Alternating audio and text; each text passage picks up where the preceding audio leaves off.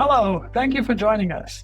My name is Nigel Maynard, Editor-in-Chief of DSN's Inside Beauty, and welcome to our ongoing video series where we interview the movers and shakers in the beauty space. Our special guest today is Michelle LeBlanc, who was recently named Vice President, Beauty, Personal Care, and the Hispanic Center of Excellence at CVS. Michelle, thank you so much for joining us, and congratulations on the new role. Thank you very much, and thank you for having me. Great. Now, I guess we're just going to jump right in because in your new position, I'm sure you're coming in with ideas and thoughts. And now that you're the head of beauty, what are your priorities and what are you thinking of for your long-term strategy? Yeah, while I'm new to leading beauty and personal care, I am not new to CVS or retail. So I often tell people that I grew up in retail. And so I'm honored and excited to be able to lead the beauty and personal care business. And I love the question. For me, as you think about coming into the role in the current retail environment, top of mind is ensuring we're delivering value to our consumers. It's heightened given the moment of time we're in. And when I say value, Nigel, I mean through the products we carry, through promotion, whether that's mass promotion or through loyalty, Extra Care Plus, through our suite of ways that the consumer can engage with us and get product, BOPIS, marketplace, rapid delivery, online or in store. So all of that for me drives consumer value. And unlocking that potential is a priority for me and my team because beauty, it drives shoppers and it drives frequency. Right. In addition to that, I do have a lot of thoughts and ideas from a long-term strategy standpoint. And I've really spent my first 60 days listening, learning, and having a lot of fun. By the way, beauty is fun. There's like 3 areas of heightened interest for me. I think number one, this idea in space of what we're calling whole body beauty, tied to the intersectionality of beauty and wellness because of the trust and authority that we bring to that space and that we sort of have with our customers.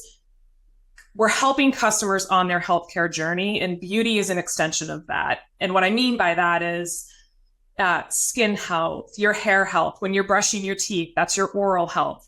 I don't think that consumers think of beauty as its own space. I think it's an extension of your health, of your wellness. And 2, what we bring to that then is our assortment across health and beauty, as well as our access, because we've got that breadth yet curated assortment across whole beauty that I feel like we can truly democratize body health or whole body health for consumers. The second area that I'm interested in is something that was pre-me. So my team is incredibly passionate about it. It's the responsibility that we have to help customers have a healthier relationship with beauty. And this was important 5 years ago, right? So Nigel, I'm sure you recall the launch of Beauty Unaltered.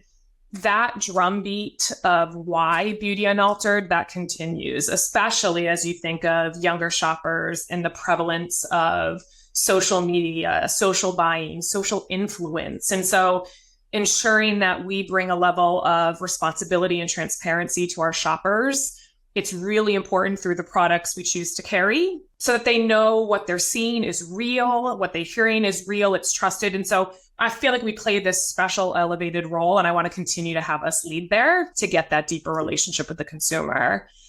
And then lastly, and this one will be quick, I grew up in health and consumer health. That's where I spent most of my time in merchandising. Beauty is fun. I would say lipstick is very different than selling cough syrup. And so one thing that I've really enjoyed is the trends. There's so many disruptors coming into spaces, the inclusivity in beauty. It's all, for me, really, really special. And so within that, the team's really focused on trend and emerging brands in spaces that sort of blend, like I said before, that beauty and wellness. So that's really attractive to us because, again, I think it's bringing in new customers into our ecosystem. Yeah.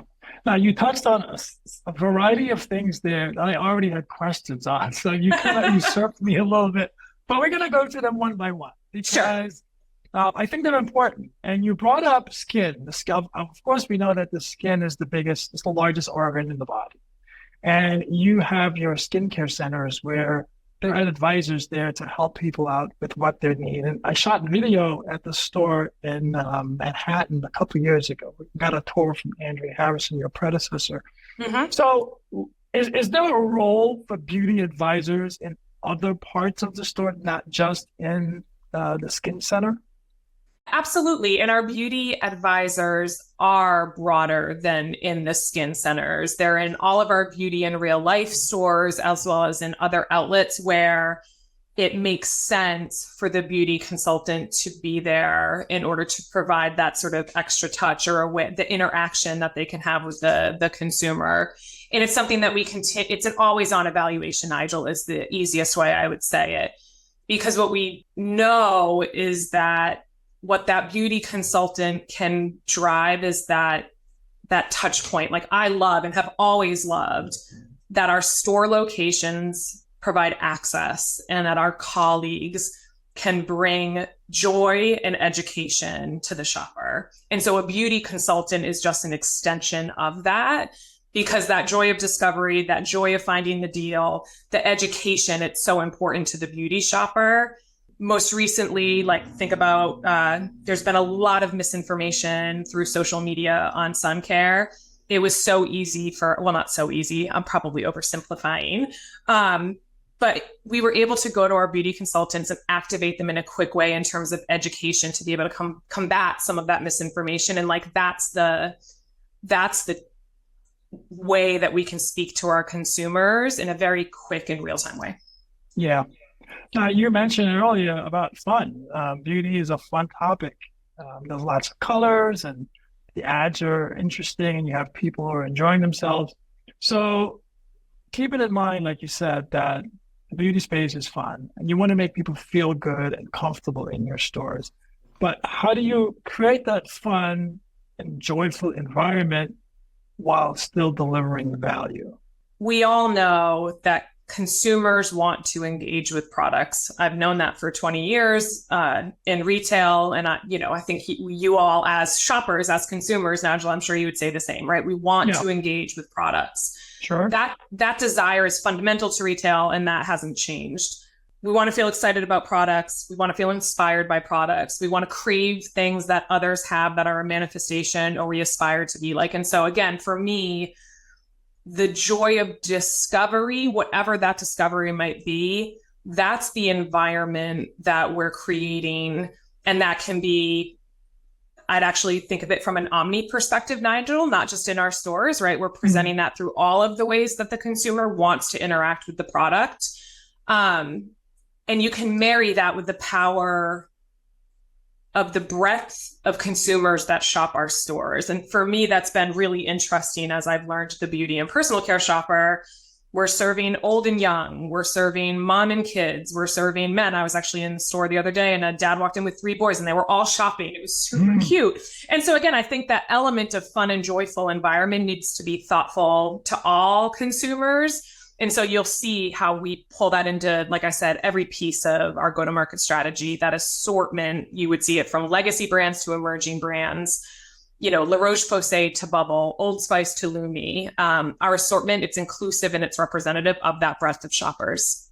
So my final question has to do with social media, because as you mentioned, it's a huge part of the beauty business right now. And a lot of the supplier brands leverage social media in a really vast and interesting way. And it's a huge part of their market strategy. So what is CVS's strategy to leverage social media to grow your beauty business? I think number one, just to go back to the point that I just made in terms of consumers fundamentally want to engage with products. What social media has done is it's taken that and it's added 3 dimensions that are fundamental to consumer behavior. So number one, social media has made our ability to interact with product much faster and much more personal. 2, and I love this, it's created another place of community. And for me, that's really important, right? you're following people, or at least I am, who like give you a sense of community, and it's bringing that to the consumer in a different way. Yeah. And third, it's amplified the speed to which trend can then reach those communities. Like the social platform has created just a different level of virality.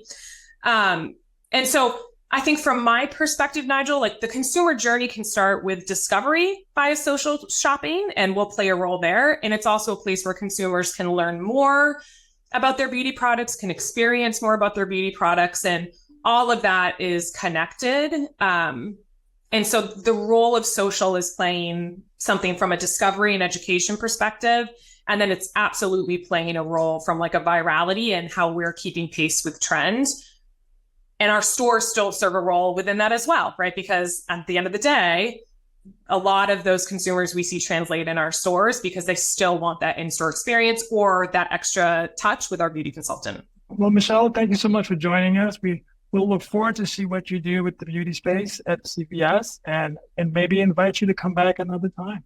I would love that. Thank you very much. Okay, bye-bye.